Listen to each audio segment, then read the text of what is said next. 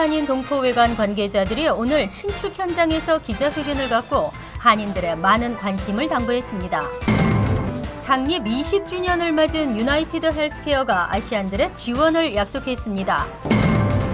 선천적 복수국적법이 위헌이라며 제기한 헌법 소원이 또 각하됐습니다. 재외국민 선거에 인터넷 투표 방안이 추진되고 있습니다. 뉴욕시 렌트 조정위원회가 어제 렌트 인상안을 통과시켰습니다. 이상은 이 시각 주요 뉴스입니다. 여러분 안녕하십니까? KBN 뉴스입니다. 한인들의 힘으로 미국에서 한인 동포회관을 세우는 것은 그동안 한인 사회의 수건 사업이었습니다. 그 꿈이 현실로 다가오고 있는데요. 오늘 KCC 한인 동포회관 관계자들은 신축 한인 동포회관 공사 현장에서 기자회견을 갖고 한인들의 많은 관심을 당부했습니다. 금홍기 기자입니다. 뉴저지주 테너플라이에는 KCC 한인동포회관 신축 공사가 한창 진행 중입니다. 3층 높이의 연면적 2만 3천 스퀘어피트 규모의 신축 회관은 현재 25%의 공정률을 보이며 순조롭게 진행되고 있습니다. KCC는 오는 12월까지 회관 완공을 목표로 잡고 늦어도 내년 3월까지는 모든 업무가 신축 회관에서 이뤄지게 할 계획입니다. 처음 예상했던 것보다 빨라져가지고 아마 12월 말까지 끝날 수 있지 않겠나 지금 얘기를 하고 있으니까 시공업자가 자신들이 얘기를 하고 있어요. 만약 그렇게 끝난다 그러면은 상당한 도움이 되겠죠. 신축 회관은 총 500만 달러의 예산이 소요됩니다. KCC는 한인사회 기금 모금과 은행 융자를 받아 대지 구입비와 건축비 등을 충당하고 있지만 아직도 한인사회의 도움이 많이 필요한 실정입니다. KCC 신축 회관 완공과 원활한 운영을 위해서는 150만 달러가 더 모금돼야 한다는 게 KCC 측의 설명입니다. 지금 이제부터는 기금이 많이 들어가요. 이전까지보다. 그 시공업자가 이제 많이 진전하기 때문에 거기에 따라서 우리가 달달이 많이 페이를 해야 돼요. 미주 최초로 세워지는 한인 동포회관. 완공까지는 한인들의 더 많은 관심과 지원이 필요합니다. KBN 뉴스 금원기입니다. 종합보험회사인 유나이티드 헬스케어의 아시안 기획팀이 창립 20주년을 맞았습니다.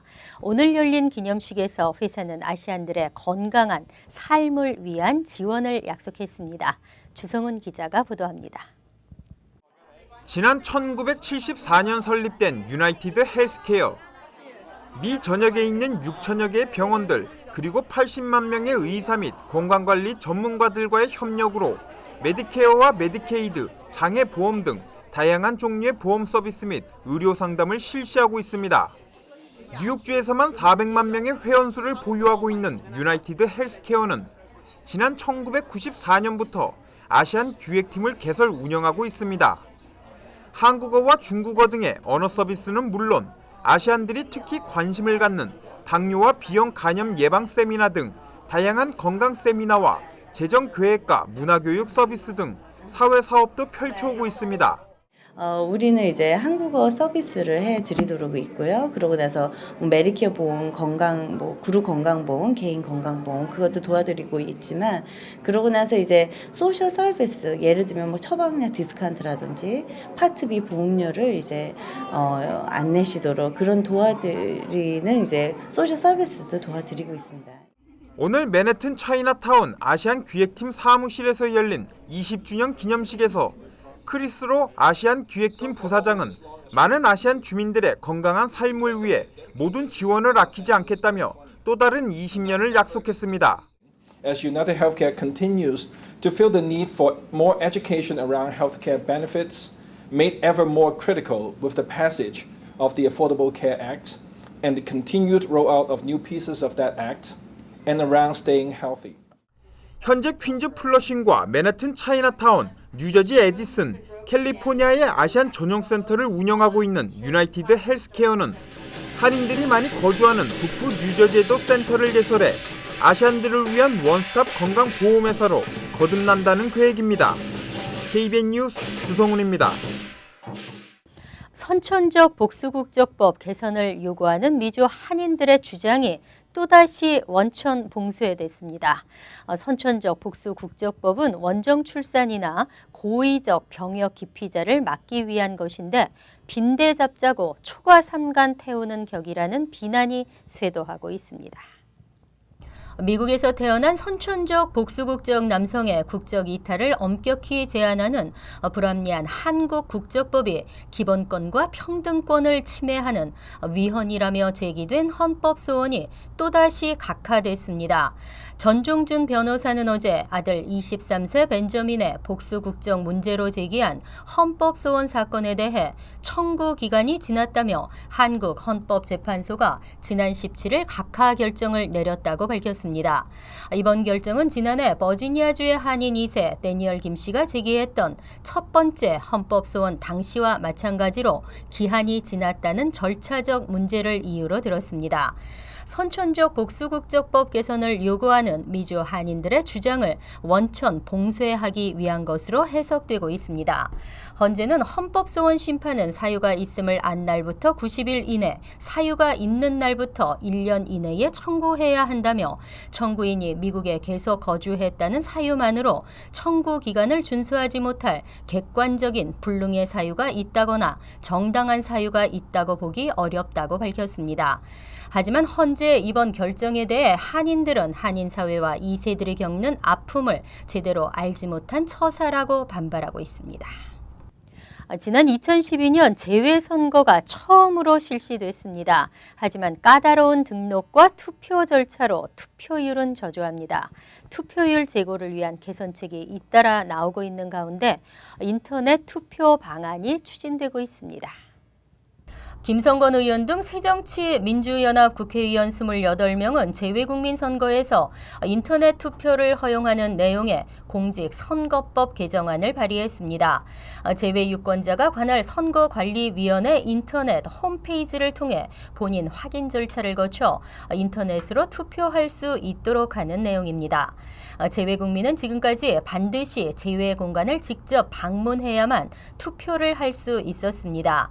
재외선거인 등록 신청은 전자우편, 가족 대리 신청, 출장 접수 등이 가능하지만 투표만큼은 직접 공관에 나와야만 합니다.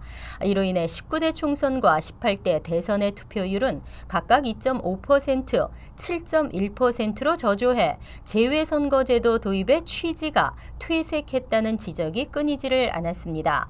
김수석 부회장은 선관위는 지난 2005년 재외선거를 온라인 전자투표로 운영할 계획이라고 밝혔지만 아직 구체적 실행 방안을 마련하지 않고 있다고 지적했습니다.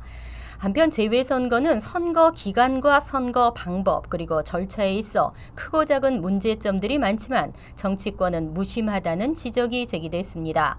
재외국민의 선거권이 올바르게 실현될 수 있도록 모두의 관심과 노력이 절실한 상황입니다. 공화당이 오바마 대통령의 청소년 추방 유예 정책을 비판하고 나섰습니다. 나홀로 밀입국을 급증시킨다는 이유입니다. 이민개혁을 지연시키려는 새 빌미가 아니냐는 지적과 함께 올해안 이민개혁이 갈수록 멀어지고 있습니다.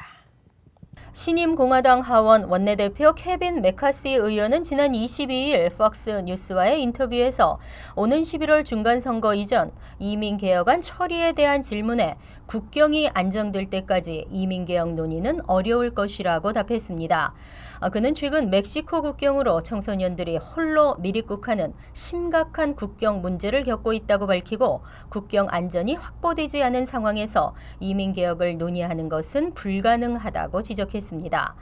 메카시 하원 의원은 아울러 불법 체류자 구제 방식에 대해서도 상원의 포괄적 이민개혁 법안처럼 시민권 취득까지 허용하는 것에는 반대한다고 밝히고 조건을 충족하는 사람들을 선별해 합법 신분을 부여해야 한다고 말했습니다. 메카시 의원의 이 같은 입장은 부모 동행 없이 나홀로 미국 국경을 넘는 밀입국 청소년 문제를 쟁점화시키려는 것으로 풀이됩니다. 무엇보다 오바마 대통령이 일방적으로 단행한 불체 청소년 추방유예 정책 때문에 밀입국 청소년이 물밀듯 몰리고 있는 것이라고 공세를 벌일 것으로 전망됩니다. 연내 이민개혁 추진이 더욱 어려워지고 있습니다.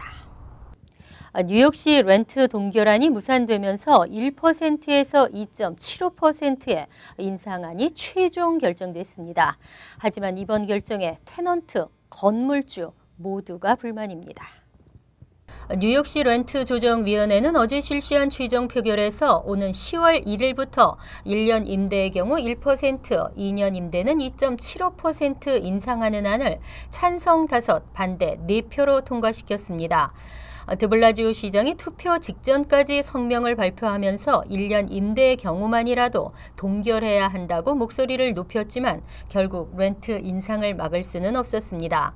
지난해 책정된 1년 임대 4%, 2년 임대 7.75%보다 훨씬 낮지만 결국 렌트 인상을 막지는 못했습니다. 지난달 1년 임대는 0에서 3%, 2년 임대는 0.5에서 4.5%로 각각 인상하는 방안을 잠정 결정한 뒤 렌트조정위원회는 6월 한 달간 공청회를 4차례 열면서 세입자와 건물주의 의견을 수렴해 왔습니다. 하지만 이 같은 결정은 빌 드블라지오 뉴욕시장이 후보자 시절 100만 가구에 이르는 렌트 조정 아파트, 렌트 동결을 주요 공약의 하나로 내세웠던 터라 공약 실현을 기대했던 세입자 측의 반발은 거셌습니다. 지난 1969년 창립한 이래 매년 렌트 인상을 허용해온 렌트 조정위원회에 이번 인상안 통과는 세입자들도 반발, 건물주들도 렌트 인상률이 낮다며 불만의 목소리를 높였습니다. 건물주 측은 지난해 건물 유지 비용이 5.7% 올라 렌트 인상이 불가피하다며 1년 임대의 경우에는 6%, 2년 임대의 경우 9.5%의 인상을 요구했었습니다. 범죄의 온상지로 악명이 높은 뉴욕시 지하철. 70년대, 80년대보다는 매우 안전해졌다고 하지만 여전히 지하철역 주변 범죄 발생률은 높은데요. 그중에서도 맨해튼 42가 타임스 스퀘어 지역이 범죄가 가장 많이 발생한 지하철역으로 조사됐습니다. 뉴욕 데일리 뉴스가 지난 2008년 7월부터 2013년 6월까지 뉴욕시경과 메트로폴리탄 교통공사에 접수된 지하철 범죄 자료를 분석한 결과 이 기간 타임스퀘어 역에서 발생한 범죄 건수는 총 1,791건이었습니다. 뉴욕시 지하철역 중 가장 많았습니다. 다음은 맨해튼 125가역 1,643건, 그리고 14가 유니언 스퀘어역 1,564건 순이었습니다. 반면 범죄 건수가 가장 적은 역은 JFK 공항 인근 에크덕트 레이스 트랙 A 전철역이 단 한 건이었고, 브루클린 77가 R 전철역은 7건, 퀸즈 롱아일랜드 시티 헌터스 포인트 7번 전철역이 9건 등으로 나타났습니다. 또 지하철 운행 10만 건당 범죄 발생률이 가장 낮은 역은 월스트리트역으로 10만 건당 0.04건으로 나타났습니다. 총 4만 8천여 건의 전체 범죄 발생 건수 중 절도는 13,000여 건으로 가장 많았으며 무기 소지가 5,300여 건, 폭행이 4,300여 건, 그리고 강도가 3,700여 건 등으로 나타났습니다.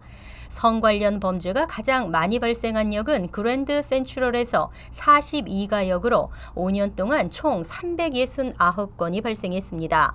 그리고 범죄가 가장 많이 발생하는 시간대는 오후 3시, 오전 11시부터 오후 5시까지 범죄 발생률은 40%로 나타났습니다. 22주의 유급 출산 휴가에 축하금까지 받는다면 얼마나 좋겠습니까? 성공의 문은 열려있고 사회적 불평등은 사라졌다 해도 가족과 일을 늘 저울질해야 하는 여성입니다. 오바마 대통령은 최근 여성의 성공이 곧 국가의 성공이라며 유급 출산 휴가 등 여성 지원을 피력했습니다. 백악관이 노동부 진보센터와 손잡고 일하는 가족 서밋 이벤트에 맞춰 유급 출산 휴가를 추진합니다.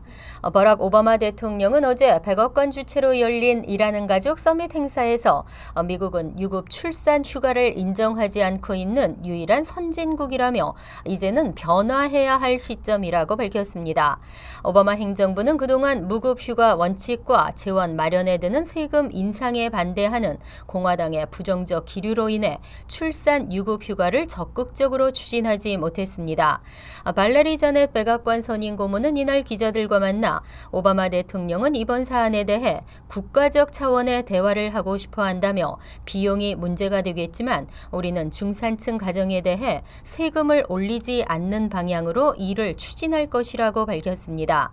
이와 관련해 민주당 로자 드루러 하원 의원은 최근 소셜 세큐리티 기금을 활용해 출산 여성들에게 12주까지 유급 휴직을 제공하고 필요한 재원은 노사가 공동으로 임금의 0.2%씩 기부하는 방식으로 조달하자는 법안을 발의해 주목을 받고 있습니다. 이상으로 KBN 뉴스를 마칩니다. KBN과 함께 즐거운 저녁 되시기 바랍니다.